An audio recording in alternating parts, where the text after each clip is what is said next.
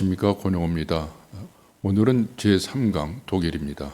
여러분과 함께 독일의 여러 곳을 구석구석 답사해 보도록 하겠습니다. 우리가 독일을 이제 얘기하는 데는 여러 가지 관점이 있습니다. 우선 독일은 분데스레publik Deutschland라고 합니다. 영어로는 간단히 German이라고 그러고요. 정식으로는 Federal Republic of Germany라고 얘기합니다. 독일을 우리가 뭐로 대표할 수 있느냐? 역시 게르만과 라인강 두 개념으로 대표할 수 있다고 생각이 됩니다.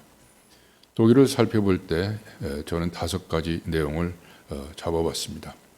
통일과 재통일, 과학과 사람이 있는 나라, 독일의 수도 베를린, 라인강이 흐르는 도시, 또 지방 중심 도시 5가지 주제가 되겠습니다. 오늘은 제1강으로 위에 3가지에 대해서 집중적으로 검토해 보도록 하겠습니다. 독일 사람들은 이제 독일을 통일됐고 또 재통일됐다 이런 얘기를 합니다. 뭐가 통일이고 뭐가 재통일인가 그 강의 내용을 통해서 말씀을 드리도록 하겠습니다. 우선 독일의 전체적인 그 도시라든가 이 지리적인 측면을 살펴보기 위해서 지도 한 장을 여러분한테 제시했습니다.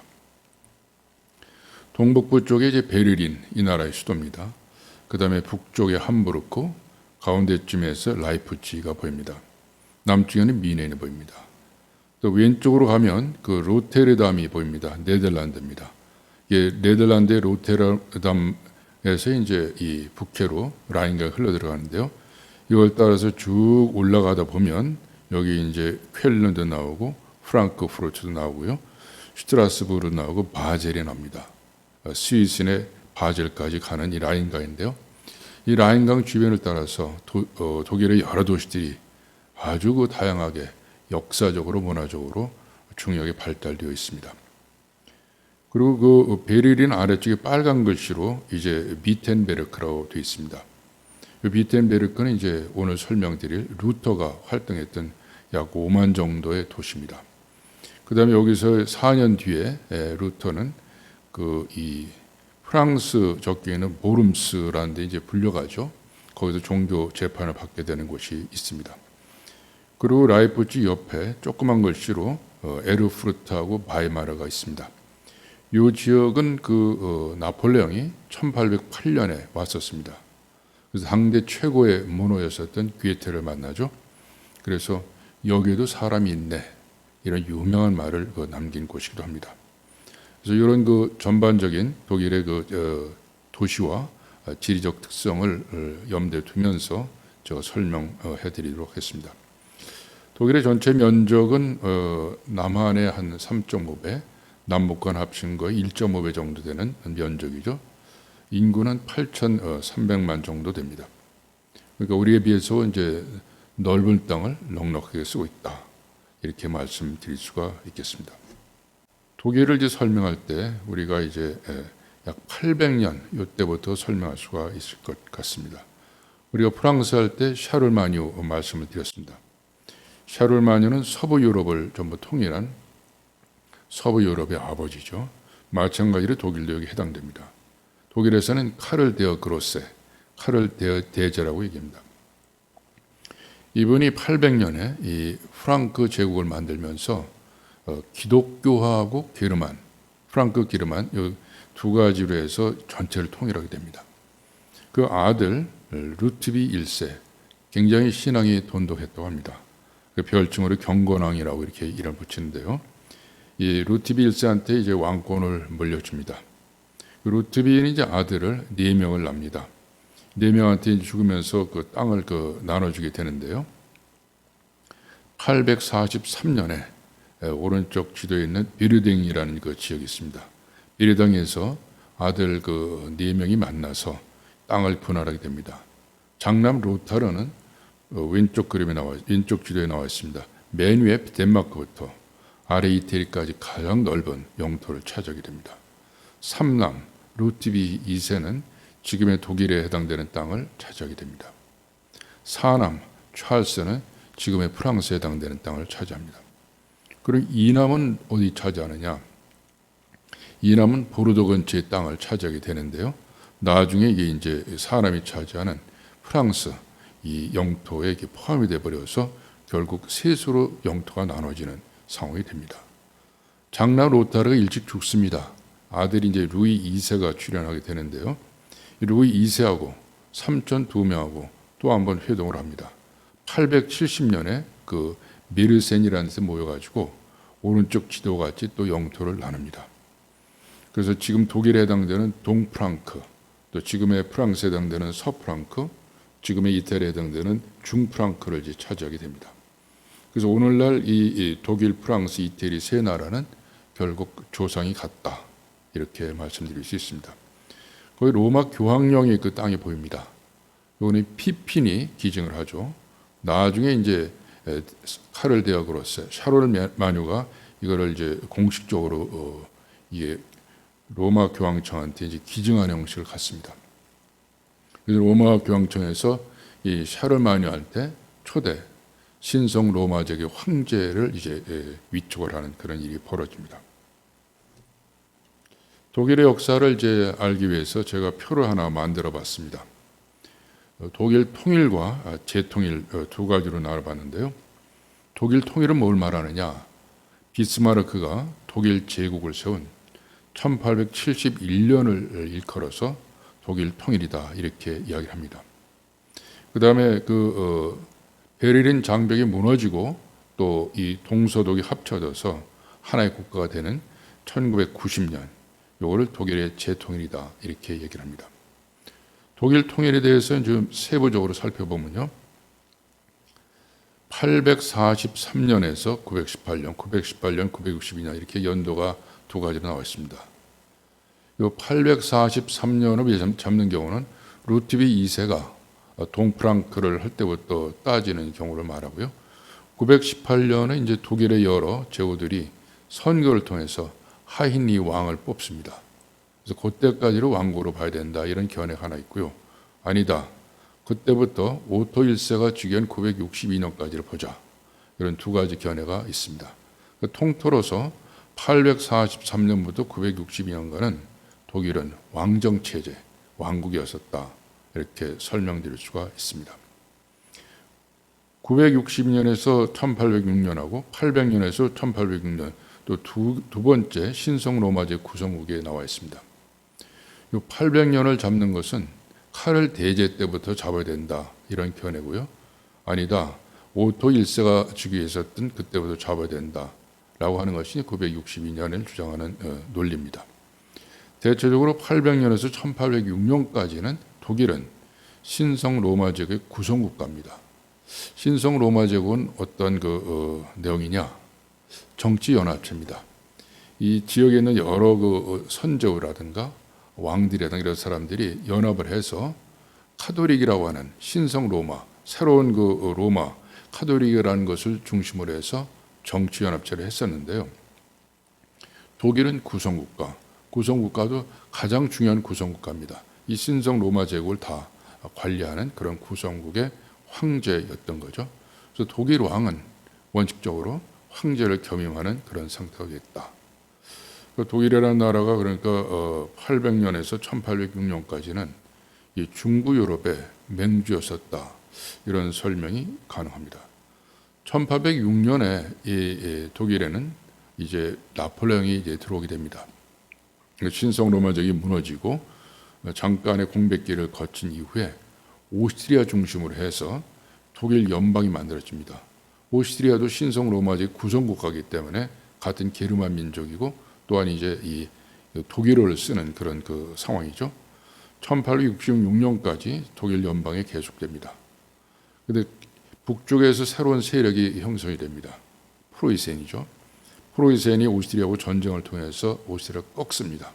그리고 여세를 몰아서 프랑스도 꺾죠. 그래서 1871년에 프랑스의 베르사유 궁전 거울의 방에서 독일 제국을 선포하는 일이 벌어집니다. 독일 제국은 잘 나갔습니다. 그러나 세계 제1차 대전에 이렇게 엮이면서 패전국가로 전락합니다. 그 패전국가로 전락하면서 왕정은 무너지고 국민들이 뽑은 대통령이 이제 통치하는 공화국 제대로 전환됩니다. 그게 이제 바이마르 공화국이죠. 바이마르에서 헌법이 만들어졌다 해서 바이마르 공화국입니다. 바이마르는 괴테가 문화 활동했던 그 유명한 문화 수도라는 별칭이 보이는 독일의 조그만 도시입니다. 바이마르 공화국은 이제 이 1차 세계대전으로 해서 여러 가지 이제 피해를 독일이 봤는데요. 국토도 많이 잃어버리고 또 전쟁이 졌기 때문에 보상금을 또 많이 요구당합니다. 이걸 제대로 처리를 못합니다. 자유민주주의가 체제였었는데 잘 못합니다. 이 틈을 이용해서 히틀러가 등장을 해가지고 이제 제3제국을 만듭니다. 히틀러는 이제 세력을 점점 확장시켜서 나치를 중심으로 해서 유럽 전체에 제2차 세계대전을 또 일으킵니다. 독일이라는 나라는 그 1차 세계대전, 2차 세계대전을 이제 직접 관장하거나 관여하는 그런 국가가 되어버렸습니다. 제2차 세계대전은 여지없이 패망을 하죠. 그 두 번 전쟁에 지는 나라가 됩니다. 그 1945년부터 49년이 군정 통치, 그러니까 이 소련이나 미국, 영국, 프랑스한테 지배받는 체제가 되고요. 서독하고 동독으로 나눠져 버립니다. 그러다가 동유럽이 무너지고 소련이 무너지니까 그 여세가 이제 쭉 독일에까지 미쳐와서 1990년 10월 3일 날 독일은 다시 연방공화국으로 나와 있습니다. 여기서 굉장히 중요하게 우리가 짚고 넘어가야 될 그 내용이 있는데요. 그 내용이 뭐냐면 연방으로 되어 있다는 겁니다. 영국하고 프랑스, 영국도 왕국의 연합체고 프랑스는 공화국으로 되어 있고요. 왕정으로 되어 있잖아요. 독일이라는 나라 자체는 이게 각 분권들이 합쳐서 이루어진 국가라는 거죠. 스위스하고 똑같습니다. 우리가 독일의 여러 그 정치, 사회 제도 이거를 검토할 때 독일의 제도를 우리나라에 그대로 적용한다? 이건 근본적으로 한번 검토해 볼 내용입니다. 출발 자체가 분권으로 출발됩니다.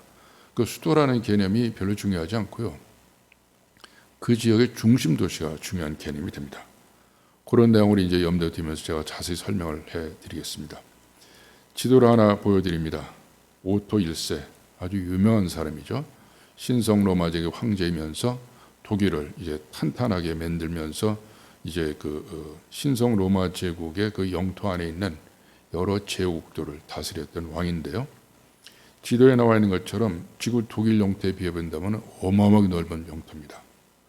그러니까 루트비 2세가 물려받았던 동프랑크하고 그 다음에 로타르가 물려받은 땅하고 그 외 루이 2세가 물려받은 땅 전체를 다 합쳐서 신성 로마 제국 영토가 된 거죠. 서프랑크, 프랑스에 해당되는 이 지역은 그대로 독립적입니다.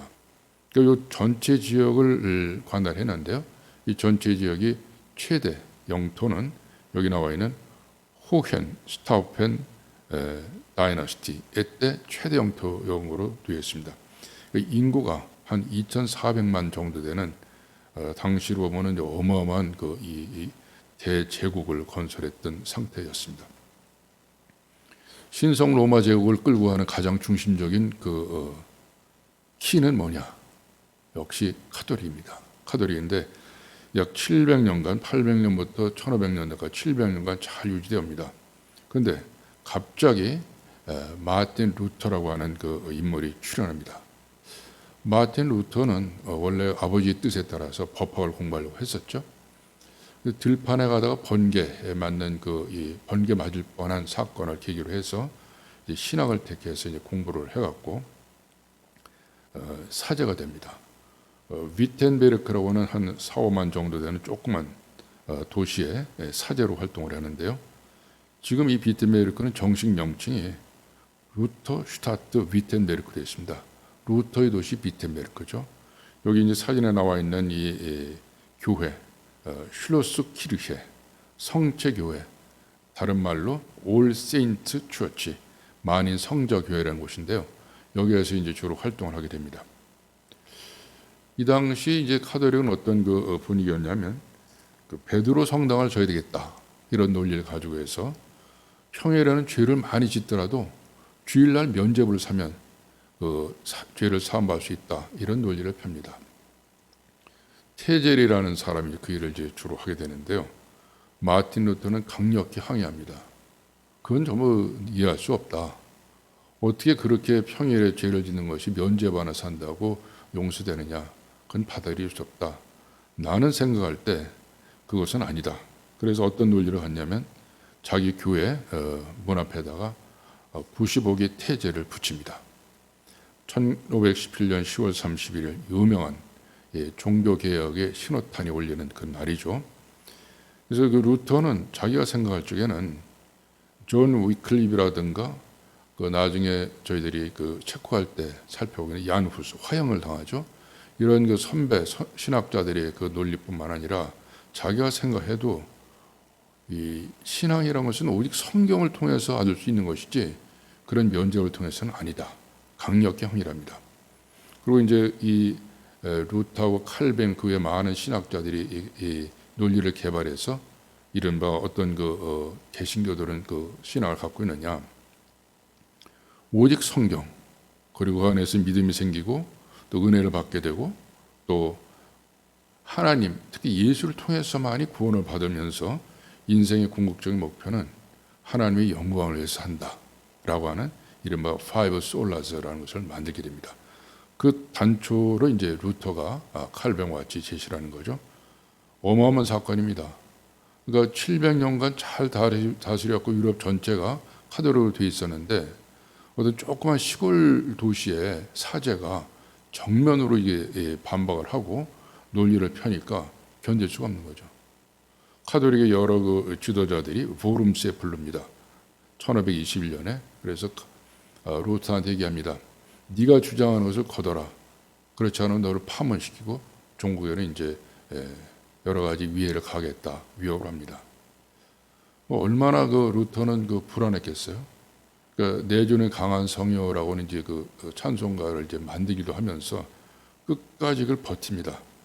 그래서 많은 이제 그 하나님의 은혜하고 여러 가지 도움을 받아서 성공을 거둡니다. 그 보름스에는 그 당시 이제 활성했었던 여러 그 개신교 사람들이 동상으로 남아 있습니다. 루터가 이제 1517년에 이제 새로운 개신교 리포메이션을 외친 이후에 오늘날 2020년대 와서 세계는 어떻게 바뀌었느냐? 지도에서 나타나듯이 개신교가 전 인구 약 10억 정도가 개신교도를 믿고 있습니다.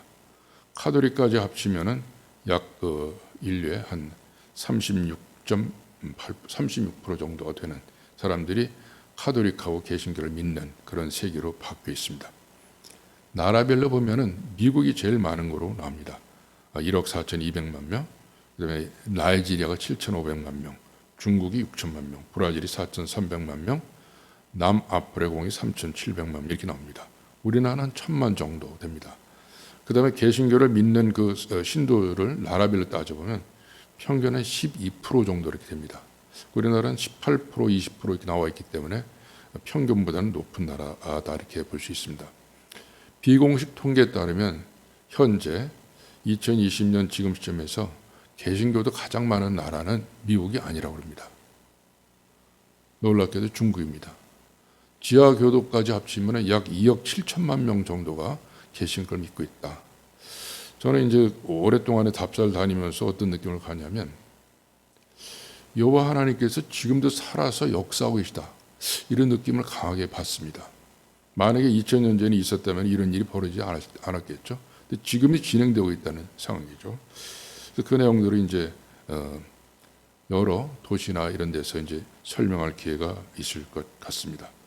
구체적으로 그러면은 그 루터가 출현 이후에 유럽의 그 상황, 특히 독일의 상황 어떻게 됐는지 그걸 설명해 보겠습니다. 루터가 이제 출현한 100년 뒤에 1618년경에 그 체코에서 창문 투척 사건과 백산 전투가 벌어지면서 이른바 카톨릭하고 이 개신교의 대전쟁이 벌어집니다. 처음에는 종교 전쟁으로 시작됐는데 이것이 권력 투쟁으로 바뀌면서 30년간 피피리나 난 살육전이 벌어집니다. 참 이해할 수 없는 거죠. 종교가 다르다는 이유로 죽이는 이런 이제 피피리나 나는 그 사건이 벌어지는데 이 말탄 그 황제가 있는데요. 브라이텐펠드 전투에서 싸웠다는 스웨덴의 구스타프 2세 아돌프입니다. 이 전쟁의 결과는 너무 참혹했습니다. 어떤 식으로 전개가 됐느냐?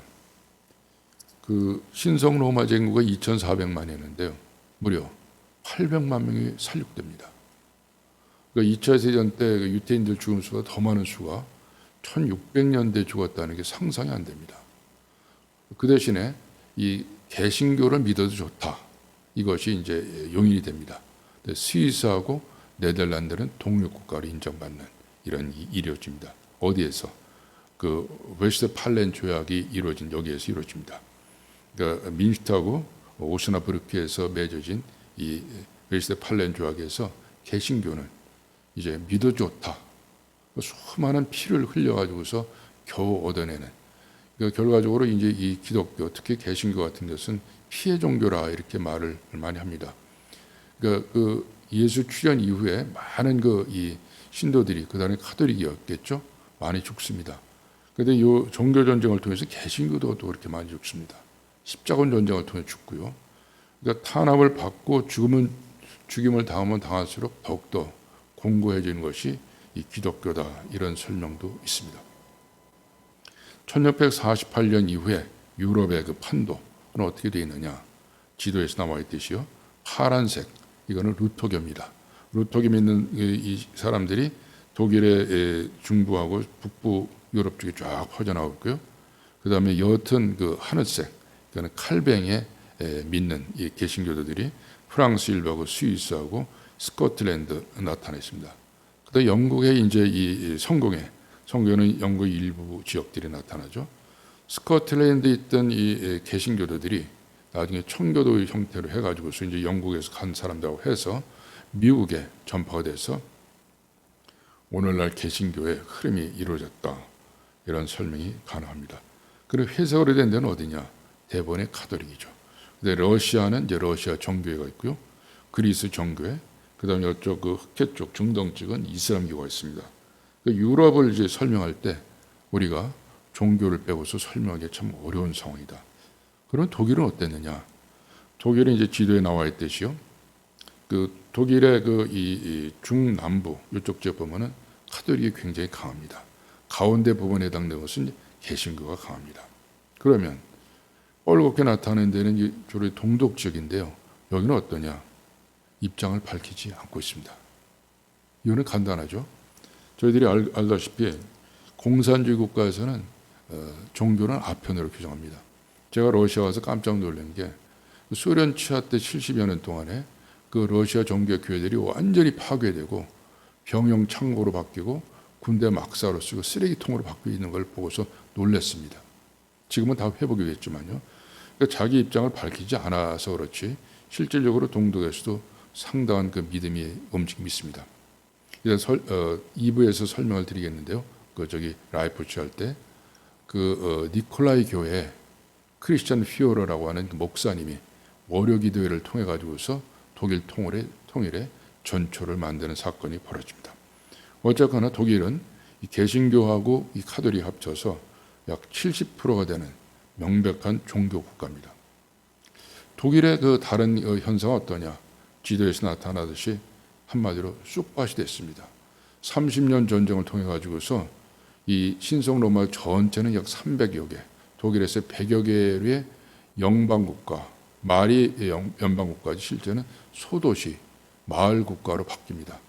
그래서 1648년 이후에 약 100여 년간 독일은 지도에서 없어집니다. 참 대단한 그 나라입니다. 지도에서 없어졌던 나라가 오늘날 세계 최강의 경제대국이 된다는 것이 정말 상상을 초월하는 일인데요. 그렇습니다.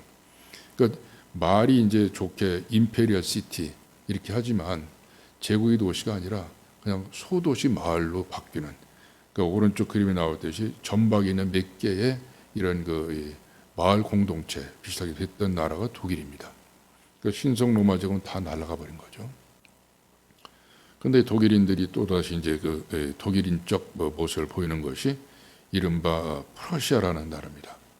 북독일에서 이 일단의 그 게르만 민족들이 다 합칩니다. 프로시라고는 그 조직체를 만들고 거기에 이제 여러 가지 과정을 거치게 되는데요.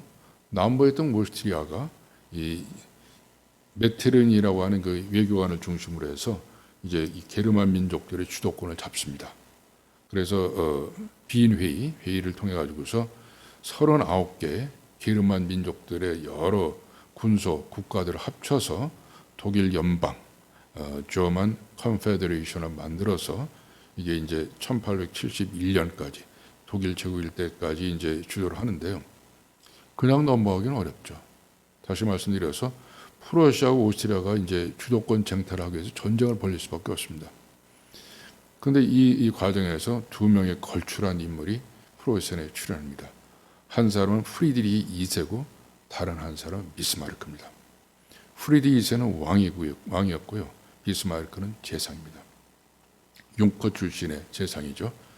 근데 이제 프리드리히 2세는 46년간 집권하면서 아주 창의적인 여러 가지 제도를 많이 만듭니다.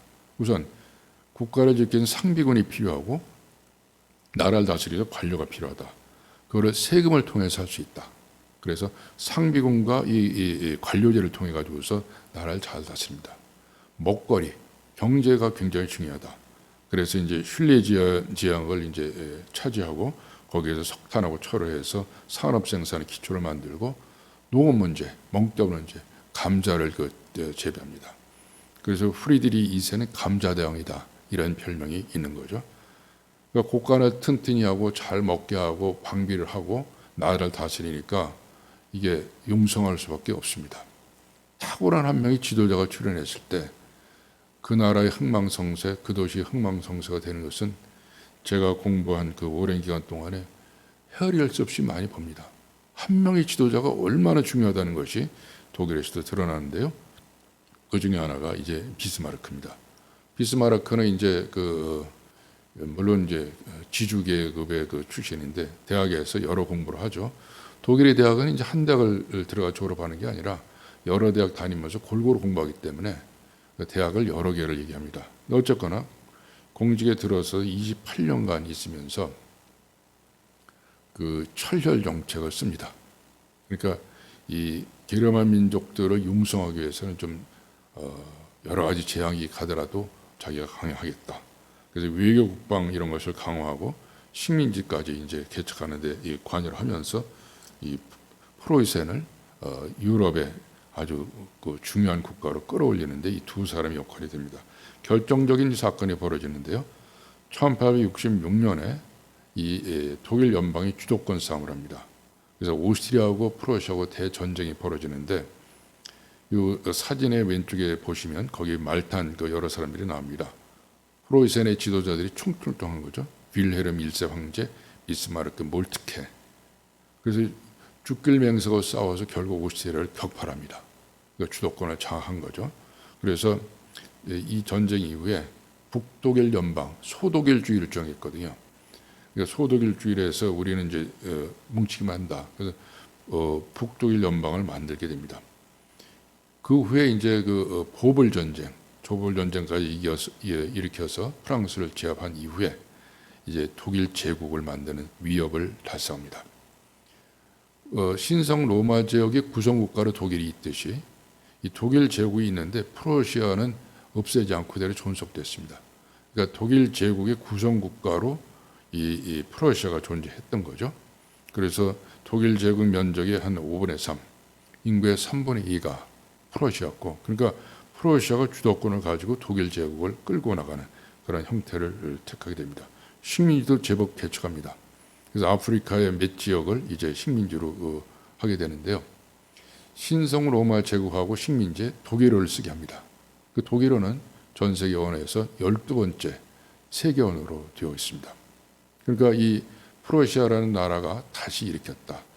저는 이렇게 이제 보면서 독일이라는 나라의 민족성, 어떤 게르만 민족성 뭐냐? 수운 같은 민족이다. 머큐리.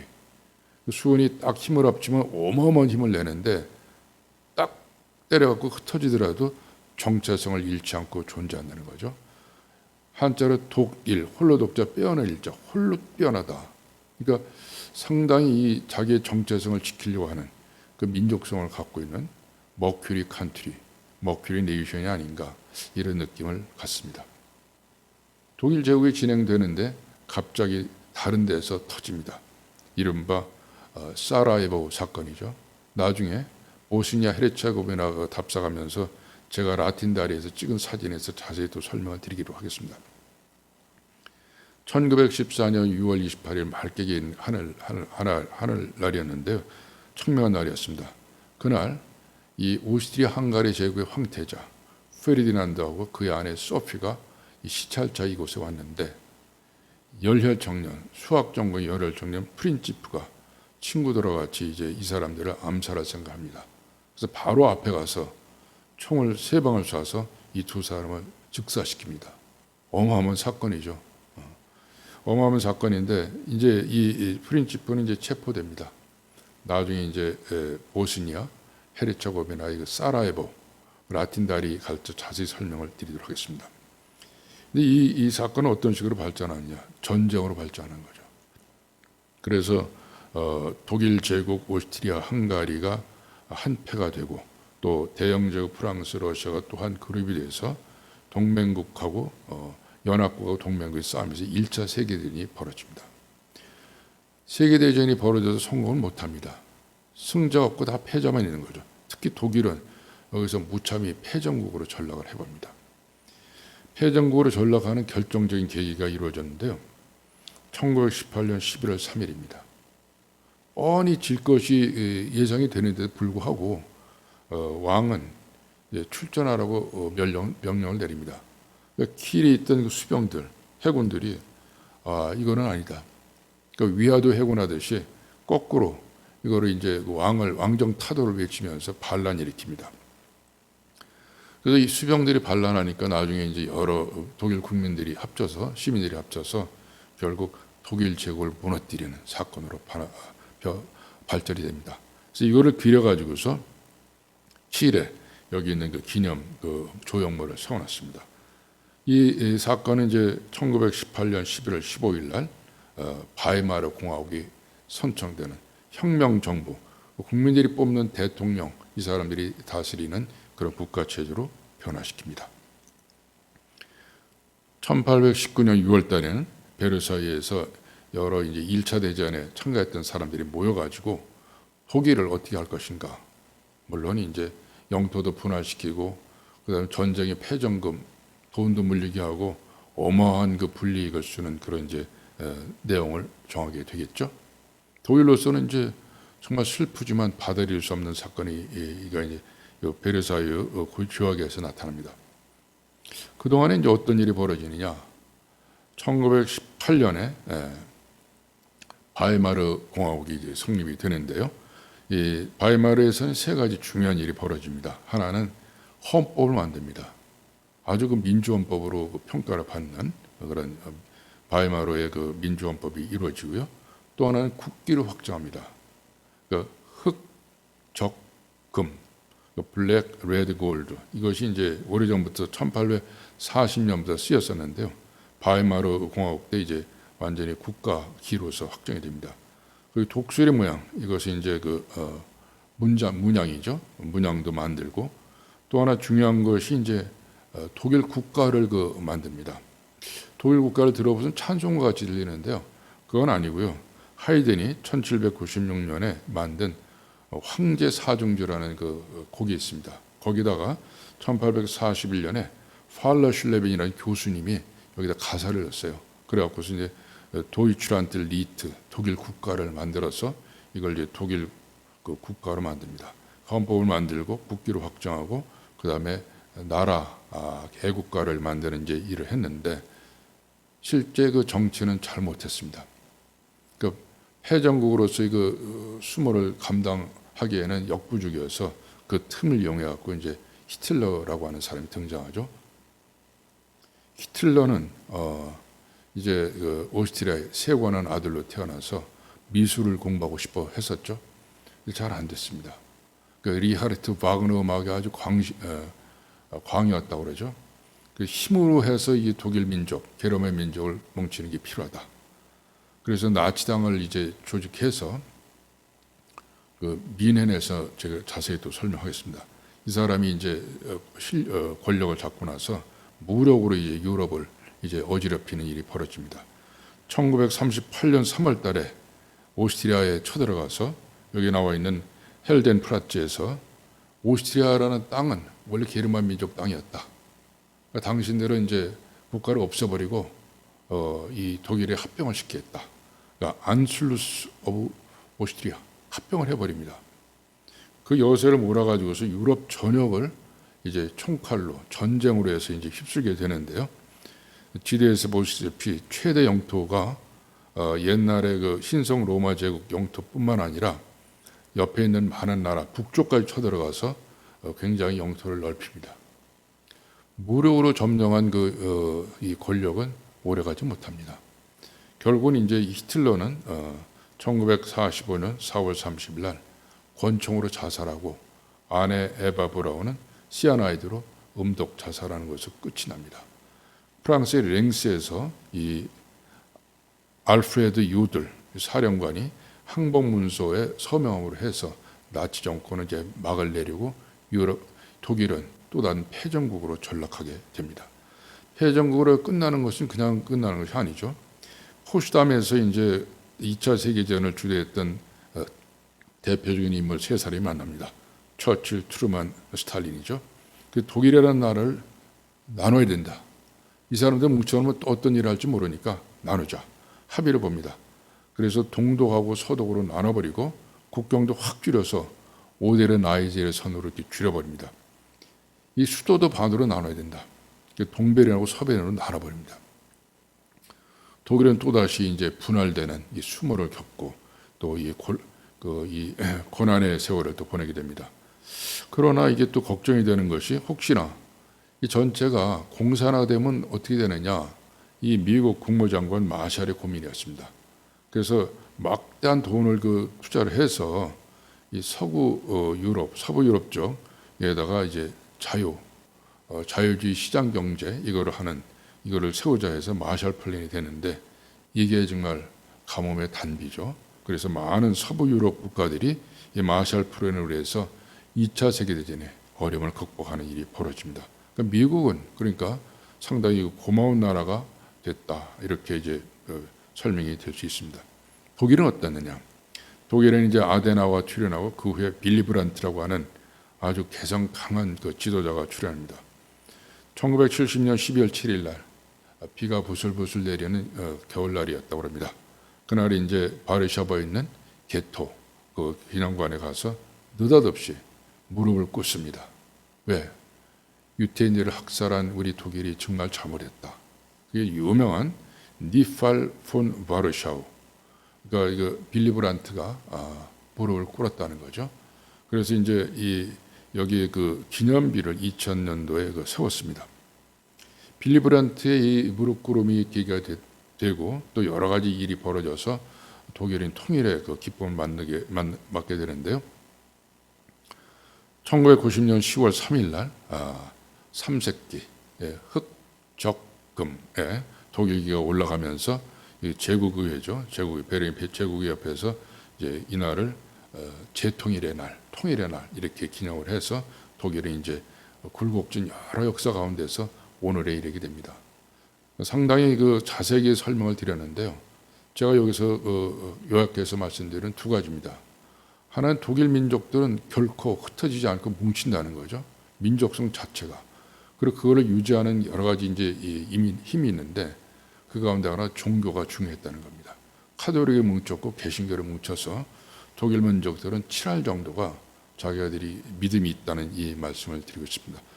그것만 갖고도 되느냐? 그렇지가 않죠. 먹거리가 필요한 것이고 또 그 먹거리를 커버할 수 있는 인재들이 있어야 되는데 그거를 제가 설명을 드리도록 하겠습니다.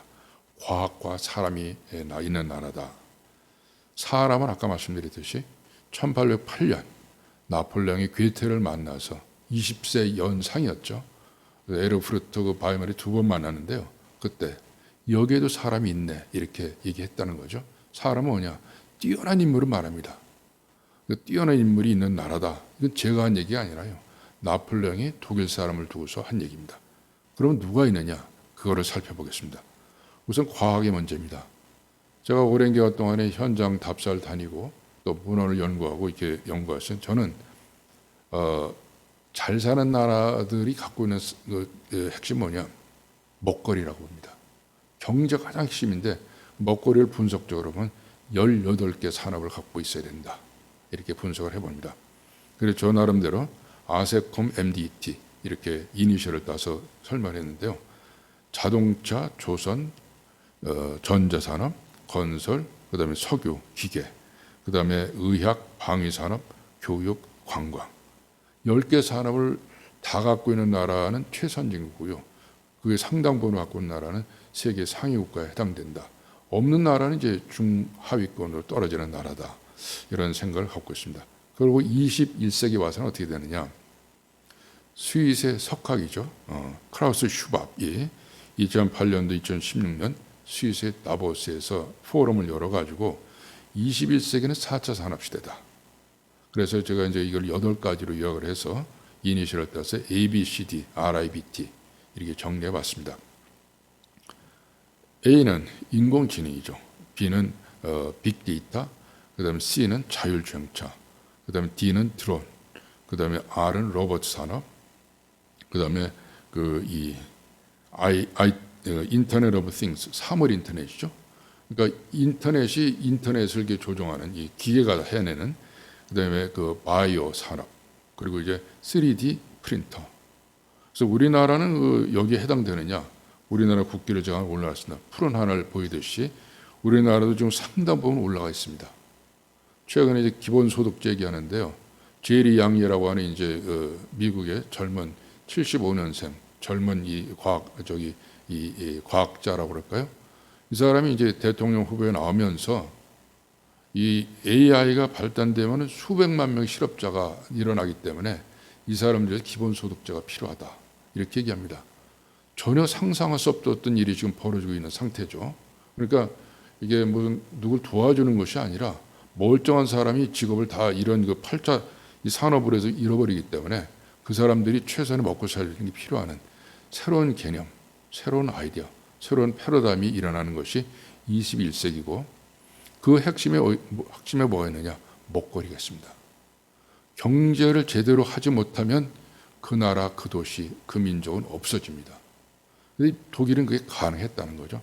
그럼 구체적으로 뭐를 제가 들어보겠느냐? 4가지를 들어보겠습니다. 첫째는 말입니다. 괴테. 마치 영국에서 셰익스피어 같은 존재죠. 괴테를 빼고 독일을 얘기할 수 없습니다. 이 사람이 젊은 베르텔의 슬픔 이거를 통해 가지고서 여러 파우스트 이런 걸 통해 갖고 전 세계에 독일어를 보급하는 이런 일을 하게 됩니다. 한 명의 뛰어난 인물이 그 나라를 살리는 중요한 얘기가 되죠. 두 번째 먹거리입니다. 산업. 제가 자세히 설명도 드리겠습니다. 근데 독일은 다른 나라와 달리 환경이 또 여기도 합니다. 아디케스라고 하는 환경 논자가 나타나서 독일의 환경은 세계적입니다. 그리고 여러 번 말씀드려서 종교. 그래서 저는 말, 먹거리, 종교 이 3가지가 독일을 지탱하는 힘이다. 먹거리에 대해서 조금 더 자세히 설명을 드리면요. 1834년에 프러시아는 지도에 나타나 있는 것인데요. 어떤 아이디어를 냈느냐? 관세 동맹을 맺습니다. 주변에는 게르만 민족들이 합쳐서 관세를 서로 받지 말고 경제 교류를 하자 뭉치죠. 물론 오스트리아는 빠집니다. 주도권을 뺏기니까.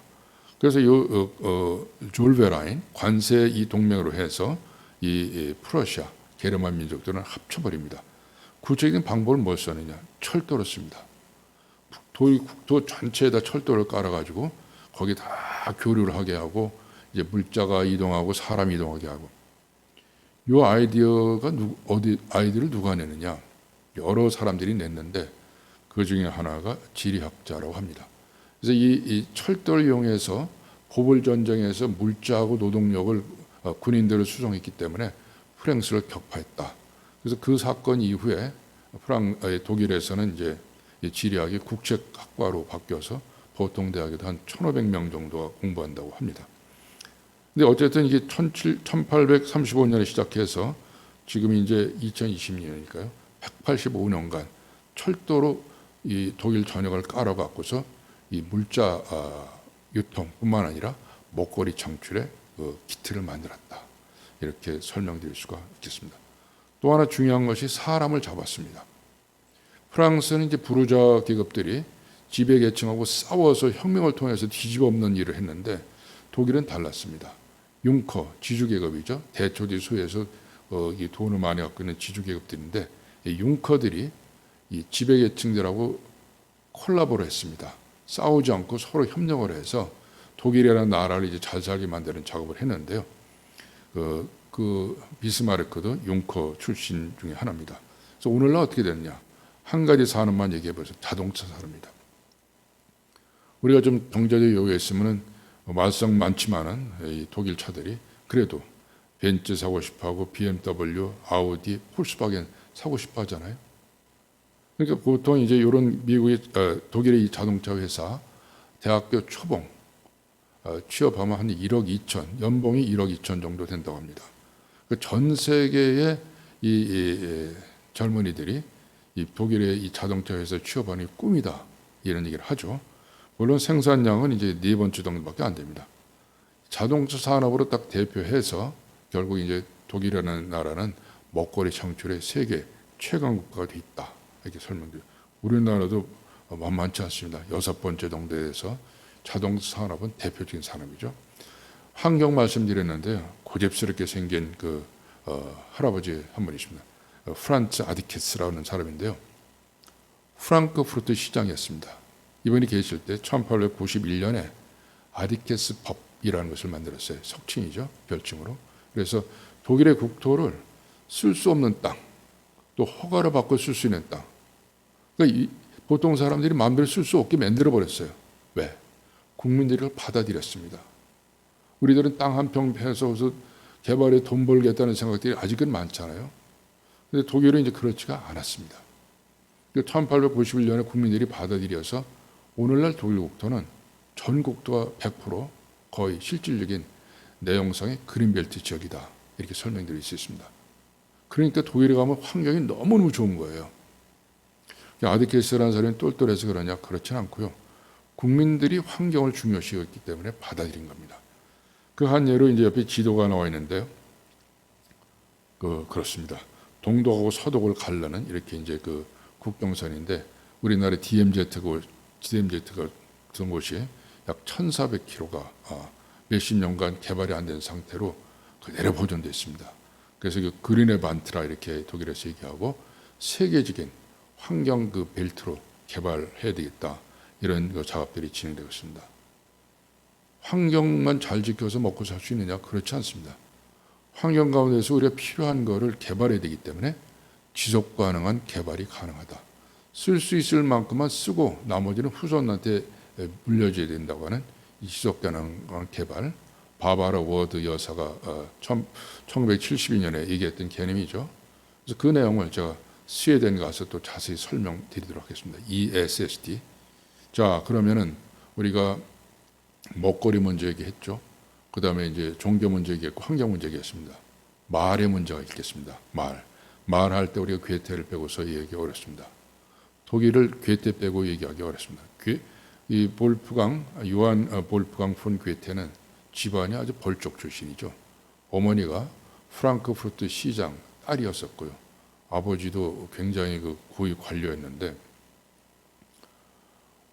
어머니로부터 문학적 재능을, 아버지로부터 관리적 재능 두 가지를 다 물려받았다고 합니다. 그래서 어려서부터 뛰어나게 이 재능을 발휘해갖고 일생 동안 자유분방한 문인으로서 리버럴맨으로 살았습니다. 특히 와이마르라고 하는 게 그 조그만 소도시에 내각 수반을 하다가 너무너무 지겨운 거예요. 이 공부를 법학을 했거든요. 라이프치히에서 했고 나중에 슈트라스부르에서 법학 박사를 받았는데 관리 생활이 너무너무 따분한 겁니다.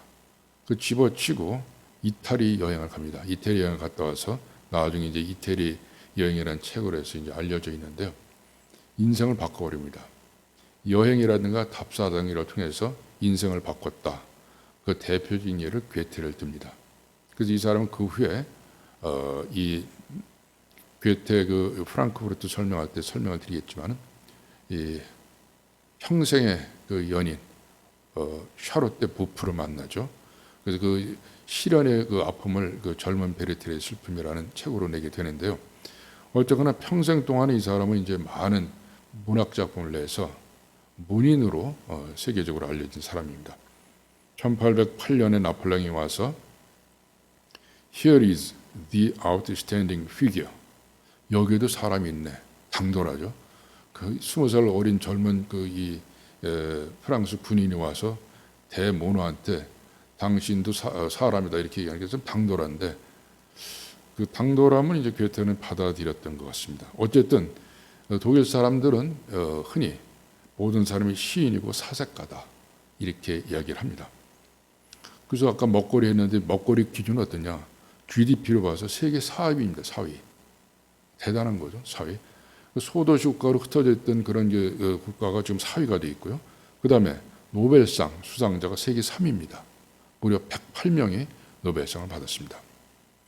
독일은 그러니까 말, 그 다음에 먹거리, 종교, 플러스 개신교의 출발 지역이다. 이렇게 이제 정리해서 설명을 드려보겠습니다. 사람이 누가 있느냐? 우선 문학에서는 호프만의 이야기 호프만, 변신의 페어반트룽의 카프카, 유리알 유희의 헤르만 헤세. 음악에서는 음악의 아버지 마흐, 그 다음에 음악의 어머니 핸델, 마흐는 라이프치히 때 자세히 또 설명해 드리겠습니다. 그 다음에 이제 루트비히 반 베토벤 본할 때 또 설명을 드리겠습니다. 이 하이든하고 모차르트는 독일 사람은 아니지만 신성 로마 제국의 카운트리에 보면 같이 설명할 수가 있다. 그래서 이 세 사람을 빈 클래식 세 거두다 이렇게 얘기하죠. 특히 하이든은 독일 국가를 만든 사람으로 평가가 됩니다. 리하르트 와그너, 이 와그너는 이 음악가뿐만 아니라 사상가로도 굉장히 천재로 평가를 받습니다. 이 사람 또한 자유분방한 생활을 하게 되는데요. 그다음에 요하네스 브람스. 또 하나 중요한 인물을 설명할 수 있습니다. 윌헬름 폰 훔볼트인데요. 프리드리히 윌헬름 3세가 대학을 좀 만들어 달라. 그래서 이제 이 윌헬름은 슐라이머허라고 하는 그 신학자고 피테라고 하는 이제 학자하고 합치 근대 대학을 만듭니다. 대학이라는 곳은 연구하고 교육하는 것이지 여기서 정치라거나 이런 사람 다 나가라는 거죠. 대학은 그런 거 하는 게 아니다.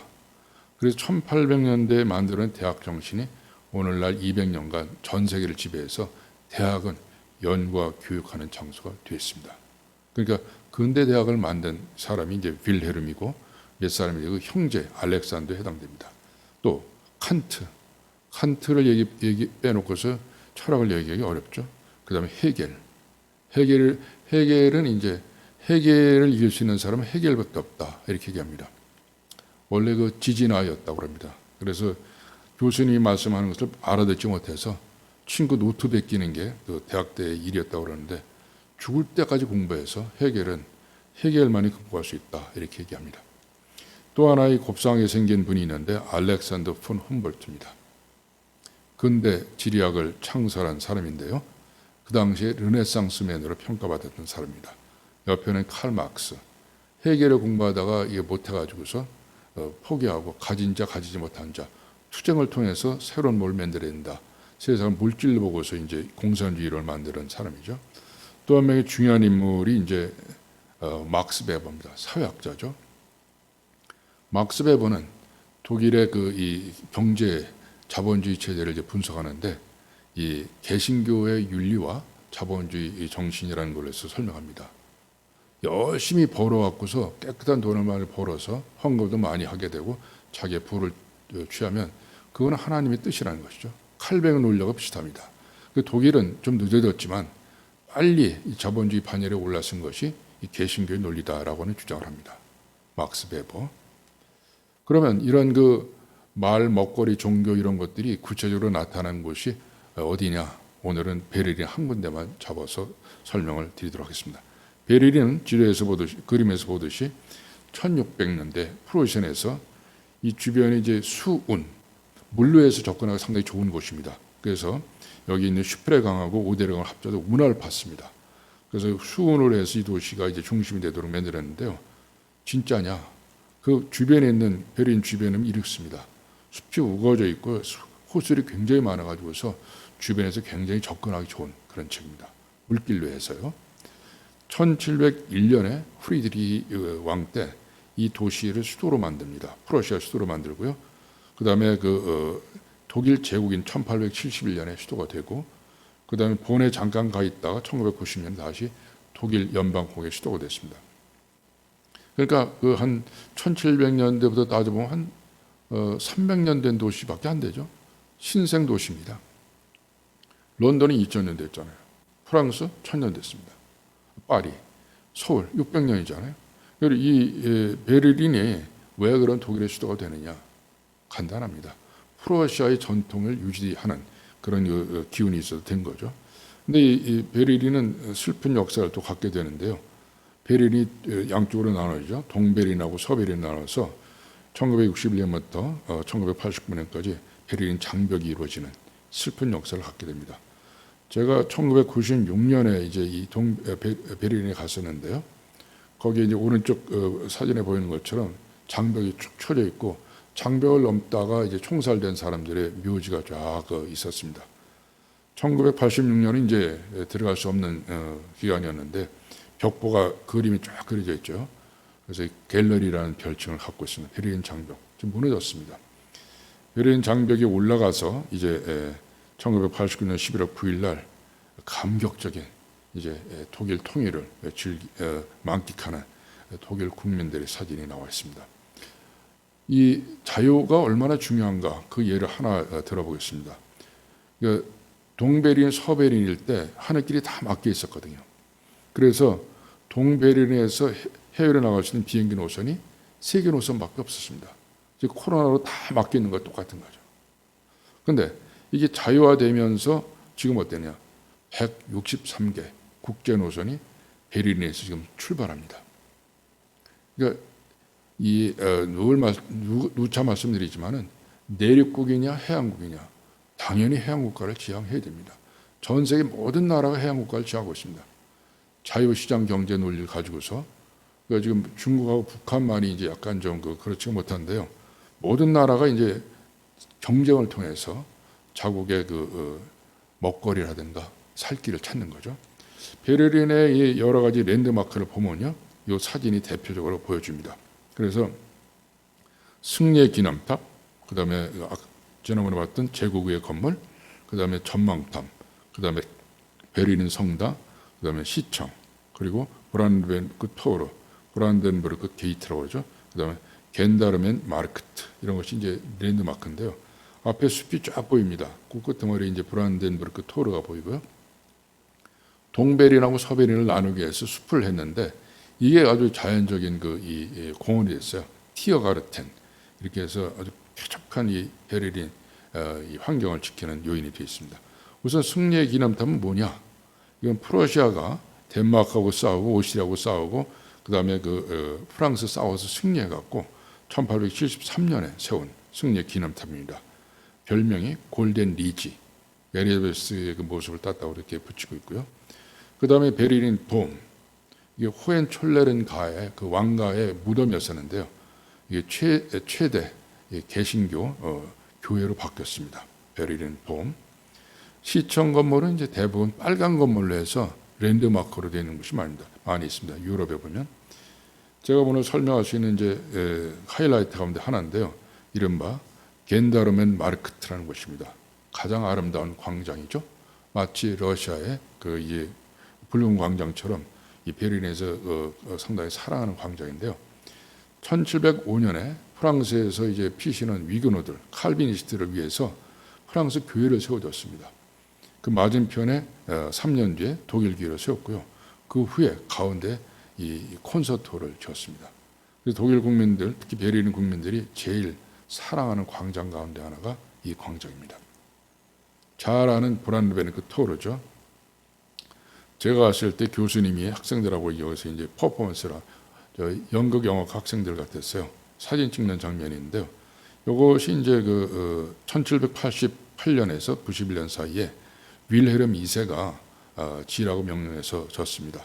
그러니까 아크로폴리스에 있는 프로펠라이아 이걸 본따서 했는데 나폴레옹이 그 위에 있는 콰드리카가 탐나서 가져갔다고 합니다. 나중에 다시 돌려줬다고 그러대요. 그래서 일단 이제 브란덴부르크 토르에서 이제 베를린 중심으로 가면은 보리수 거리가 나옵니다. 조용합니다. 낮에는 사람이 없으니까요. 지나서 브란덴부르크 대로 가보면 훔볼트 대학이 나옵니다. 훔볼트 대학의 이제 왼쪽에 알렉산더, 오른쪽에 윌헬름이 이렇게 있는데요. 이 두 형제가 지은 대학입니다. 그 대학 바깥에 설립자의 동상이 있는 거 특이한데 바로 이곳입니다. 1810년에 이제 이거 세우게 되는데요. 알렉산더는 이제 지리학자고요. 윌헬름은 언어학자였습니다. 근데 이 대학을 거쳐간 사람들이 뭐 너무 많습니다. 뭐 노벨상 수상자들 가운데 55명 이 대학을 거쳐갔고요.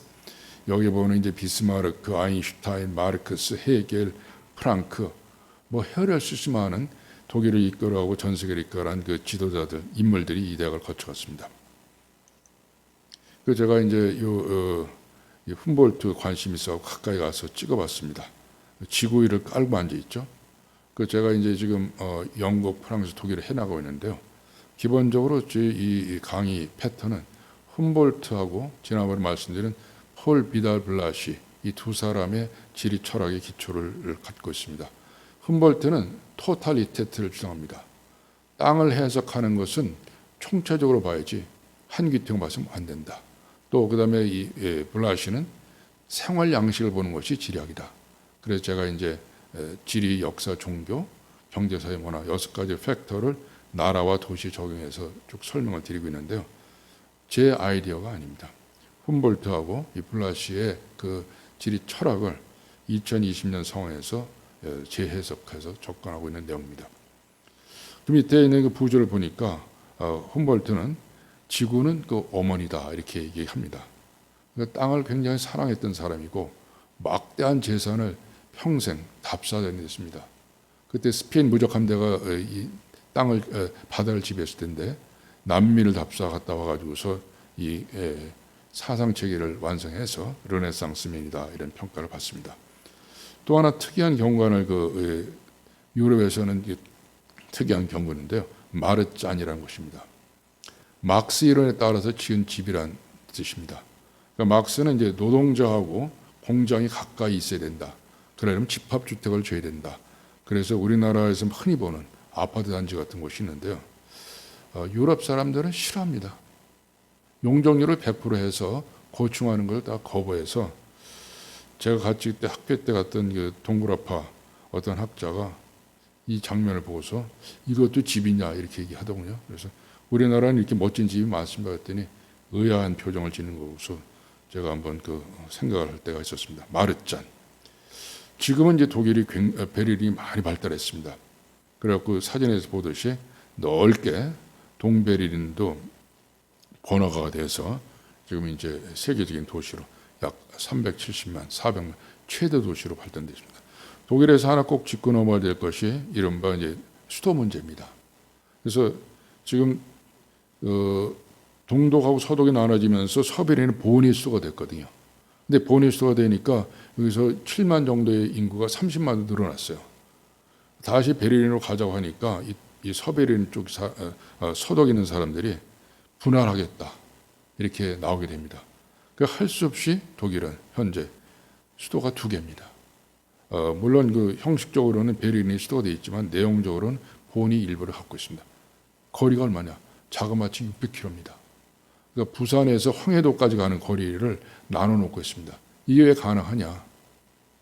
독일은 원래 분권 국가입니다. 베를린에서 좌지우지하는 것이 아니라 각 지역의 중심 도시에서 중심으로 다스리기 때문에 나눠놓고 안 나눠놓고 별로 관계가 없습니다. 관계되는 사람들만 돌아다니면 되는 거죠.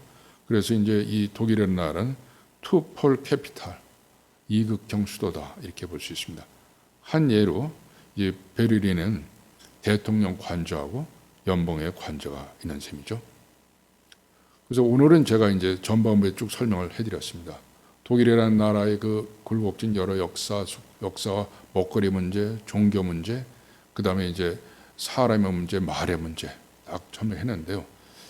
요 다음 시간에는 여기 구체적으로 이 라인강을 따라서 수많이 흩어지는 도시들, 각 지역 중심지에서 그것이 어떻게 투영돼서 나타나는가 흥미진진한 얘기가 전개가 됩니다. 오늘 강의는 여기까지 하겠습니다. 감사합니다.